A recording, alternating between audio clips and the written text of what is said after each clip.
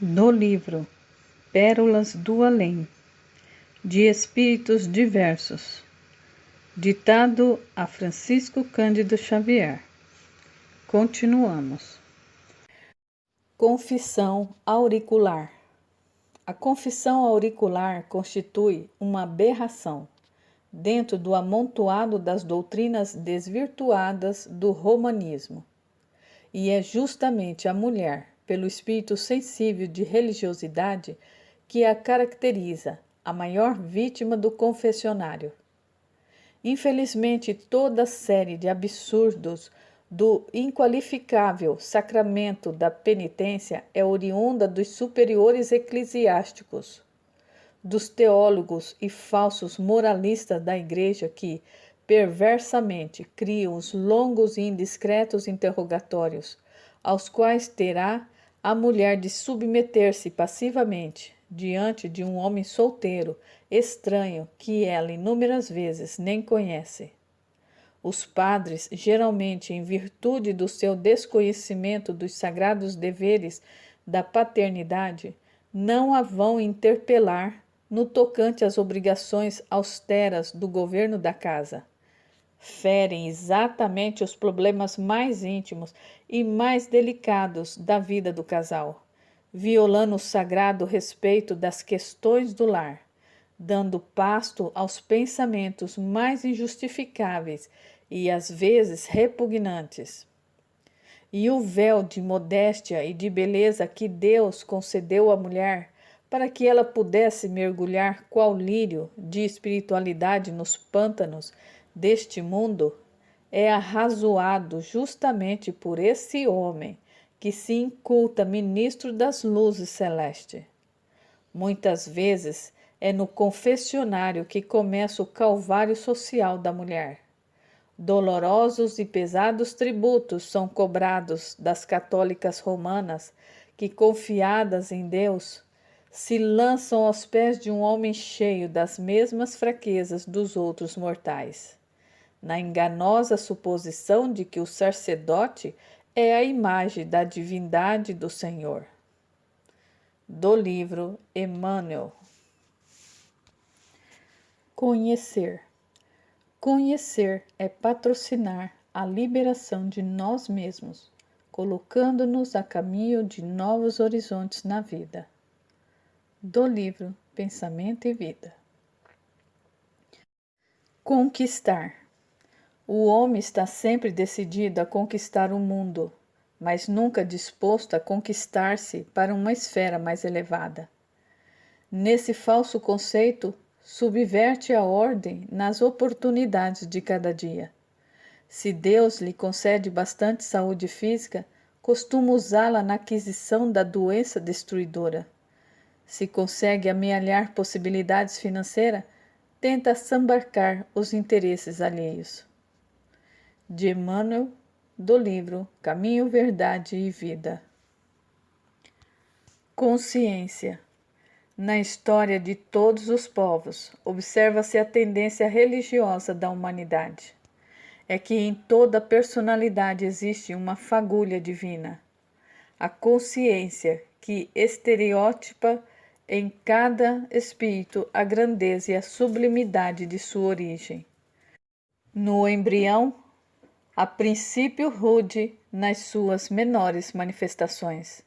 A consciência se vai despindo dos véus de imperfeições e bruteza que a rodeiam, debaixo da influência de muitas vidas do seu ciclo evolutivo, em diferentes círculos de existência, até que atinja a plenitude do aperfeiçoamento psíquico e o conhecimento integral do seu próprio eu, que então se unirá ao centro criador do universo, no qual se encontram todas as causas reunidas e de onde irradiará o seu poema eterno de sabedoria e de amor. É a consciência, centelha de luz divina, que faz nascer em cada individualidade a ideia da verdade, relativamente aos problemas espirituais, fazendo-lhe sentir a realidade positiva da vida imortal, atributo de todos os seres da criação. do livro Emmanuel. A voz de nossa consciência não pode concordar invariavelmente com a opinião dos melhores amigos. O dever é mais imperioso que os presságios de qualquer adivinho. Do livro Luz Acima. Não vale fugir às responsabilidades, porque o tempo é inflexível e porque o trabalho que nos compete não será transferido a ninguém. Do livro Entre a Terra e o Céu.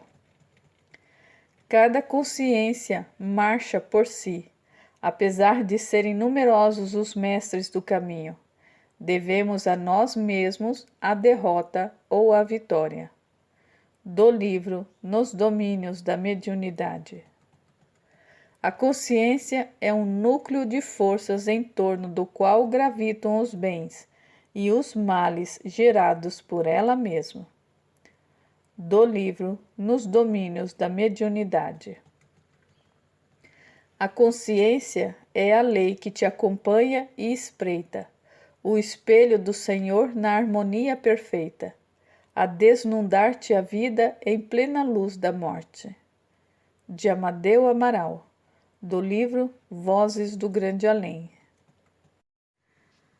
Há duas palavras com significação muito diferente na Terra e na vida espiritual.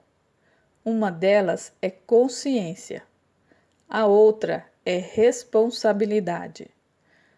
No plano físico, muitas vezes conseguimos sufocar a primeira e iludir a segunda temporariamente.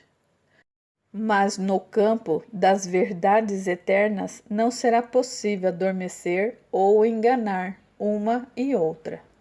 A consciência revela-nos tais quais somos, seja onde for, e a responsabilidade marca-nos a fronte com os nossos merecimentos, culpas ou compromissos. De Hilda, do livro Vozes do Grande Além.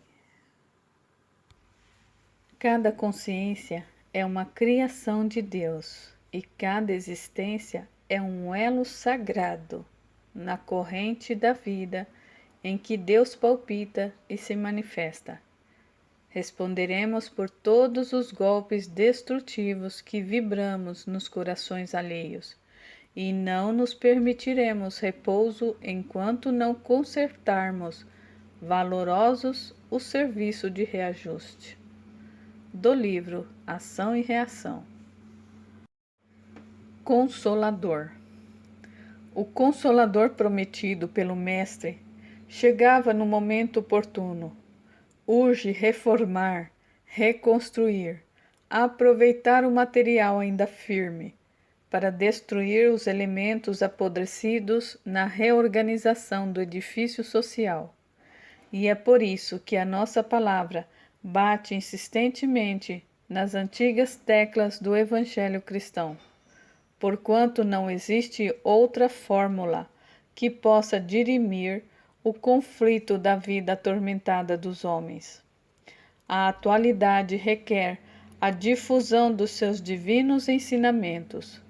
Urge, sobretudo, a criação dos núcleos verdadeiramente evangélicos, de onde possa nascer a orientação cristã a ser mantida no lar, pela dedicação dos seus chefes. As escolas do lar são mais que precisas em vossos tempos para a formação do espírito que atravessará a noite de lutas que a vossa terra está vivendo em demanda da gloriosa luz do porvir. Do livro Emmanuel. Cooperação. Sem cooperação não poderia existir amor, e o amor é a força de Deus que equilibra o universo. Prefácio de Emmanuel, do livro Paulo Estevão. Coração. Nas regiões do estômago, o privilégio pertence aos sujeitos felizes, bem fichados nos círculos bancários. Mas nos planos do coração, os livros de cheque são desnecessários. do livro Novas Mensagens. Coração que conserva rancor é coração doente. Alimentar ódio ou despeito é estender inomináveis padecimentos morais no próprio espírito. Do livro Entre a Terra e o Céu. Coragem. As árvores ressequidas ou estéreis jamais recebem pedradas. Não tem fruto que tente os que passam. Avancemos corajosos no trabalho cristão. Do livro Contos e Apólogos. Corpo físico. O homem é inquilino da carne, com obrigações naturais de preservação e defesa do patrimônio que temporariamente usufrui. De Joaquim Murtinho, do livro Falando a Terra. O corpo de sangue e ossos é simplesmente uma sombra da nossa entidade real, e todas as nossas virtudes ou vícios a nós se atrelam além da terra, pelo que de cada qual depende o caminho aberto ou desfiladeiro sombrio na sublime romagem para a luz. Romeu Camargo, do livro Falando a Terra. Corpo humano. O corpo humano tem as atividades propriamente vegetativas, mas talvez ainda não saiba que o corpo perispiritual, que dá forma aos elementos celulares, está fortemente radicado no sangue. Na organização fetal, o patrimônio sanguíneo é uma dádiva do organismo materno. Logo após o renascimento, inicia-se o período de assimilação diferente das energias orgânicas, em que o eu reencarnado ensaia a consolidação de suas novas experiências, e somente aos 7 anos de vida comum começa a presidir por si mesmo ao processo de formação do sangue, elemento básico de equilíbrio ao corpo perispirítico, ou forma pré-existente, no novo serviço iniciado. Do livro Os Missionários da Luz. O corpo humano não deixa de ser a mais importante moradia para nós outros, quando compelidos à permanência na crosta. Não podemos esquecer que o próprio Divino Mestre classifica-o como templo do Senhor. Do livro Os Missionários da Luz. Corpo perispiritual. O corpo perispiritual humano, vaso de nossas manifestações, é por ora a nossa mais alta conquista da Terra, no capítulo das formas. Para as almas esclarecidas, já iluminadas de redentora luz, representa ele uma ponte para o campo superior da vida eterna, ainda não atingido por nós mesmos. Os espíritos vulgares é a restrição indispensável e justa.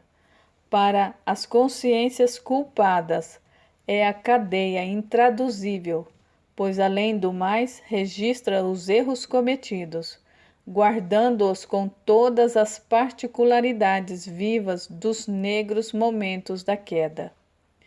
O gênero de vida de cada um, no invólucro carnal, determina a densidade do organismo perispirítico após a perda do corpo denso. Ora, o cérebro é um instrumento que traduz a mente, manancial de nossos pensamentos. Através dele, pois, unimo-nos à luz ou às trevas, ao bem ou ao mal. Do livro No Mundo Maior. Cremação.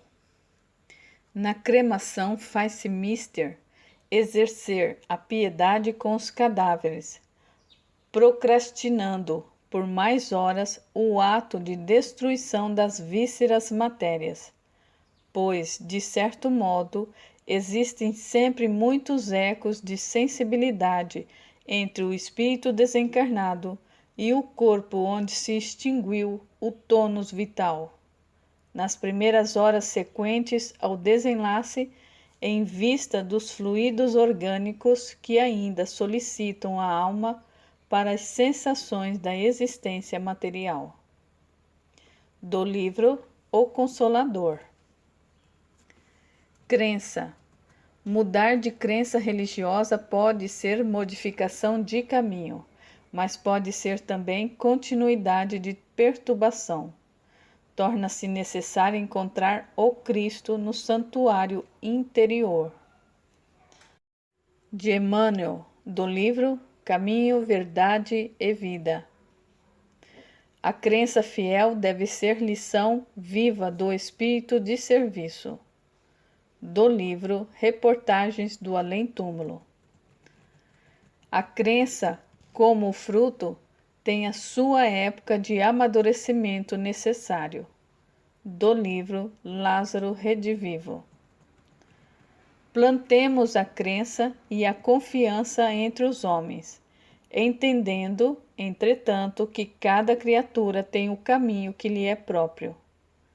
Do livro Jesus no Lar. Crença é o perfume da alma que se enflora, com a luz divina resplandecente e rara, da fé, única luz da única aurora, que as trevas mais compactas aclara. De Antônio Torres, do livro Parnaso de Além-Túmulo. Se tens o leve agasalho do santo calor da crença, exemplifica o trabalho, sem cuidar da recompensa. De Belmiro Braga, do livro Parnaso de Além-Túmulo. Crença, luminosíssima riqueza, que enche a vida de paz e de beleza, mas que chega no mundo muito tarde. De Antero de Quintal, do livro Parnaso de Além-Túmulo. Criações. Viveremos, de fato, com criações mais ínfimas de nossa alma. Do livro Os Mensageiros. Crime. Abstende-vos do crime, porque a culpa é assim como jaula a encarcerar-vos a consciência, da qual somente nos libertamos pela bondade inexaurível do Pai Celestial, que desse ou daquele modo nos concede o ensejo de saldar os nossos débitos, ceitil por ceitil. De Valéria, do livro Vozes do Grande Além. Criminoso. O criminoso nunca consegue fugir da verdadeira justiça universal, porque carrega o crime cometido em qualquer parte. Do livro Os Mensageiros. Cristão. Os passos do cristão em qualquer escola religiosa devem dirigir-se verdadeiramente ao Cristo, e que, em nosso campo doutrinário, precisamos, em verdade, do Espiritismo e do espiritualismo, mas muito mais da espiritualidade. Prefácio de Emmanuel, do livro Nosso Lar. Ser cristão, outrora, simbolizava a escolha da experiência mais nobre, com o dever de exemplificar o padrão de conduta consagrado pelo Mestre Divino. Constituía ininterrupto combate ao mal com as armas do bem, manifestação ativa do amor contra o ódio, segurança de vitória da luz contra as sombras, triunfo inconteste da paz construtiva sobre a discórdia destruidora. De André Luiz, do livro No Mundo Maior. O cristão não odeia nem fere, segue ao Cristo servindo ao mundo. De André Luiz, do livro Agenda Cristã. Cristão sem espírito de sacrifício é lâmpada morta no santuário do Evangelho. De Emmanuel, do livro Fonte Viva. Cristianismo. O cristianismo jamais será doutrina de regras implacáveis, mas sim a história e a exemplificação das almas transformadas com Jesus para a glória de Deus. Se as lições do Mestre apenas nos oferecem motivos de condenação, onde estariam as grandes figuras evangélicas de Maria Madalena, Paulo de Tarso e tantas outras? No entanto, a pecadora transformada foi a mensageira da ressurreição. O inflexível e cruel perseguidor convertido recebeu de Jesus a missão de iluminar o gentilismo. De Emmanuel, do livro Renúncia. Em cristianismo não existe neutralidade. De Mariano José Pereira da Fonseca, do livro Falando a Terra. Cristianizar. Cristianizar a vida não é imprimir-lhe novas feições exteriores, é reformá-la para o bem no âmbito particular. De Emmanuel, do livro Caminho, Verdade e Vida. Crítica. O problema não é de nos informarmos se alguém está falando em nome do Senhor. Antes de tudo, importa saber se o portador possui algo do Cristo para dar. De Emmanuel, do livro Vinha de Luz.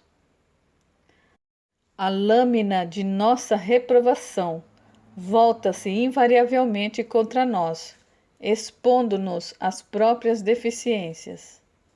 De André Luiz, do livro Vozes do Grande Além.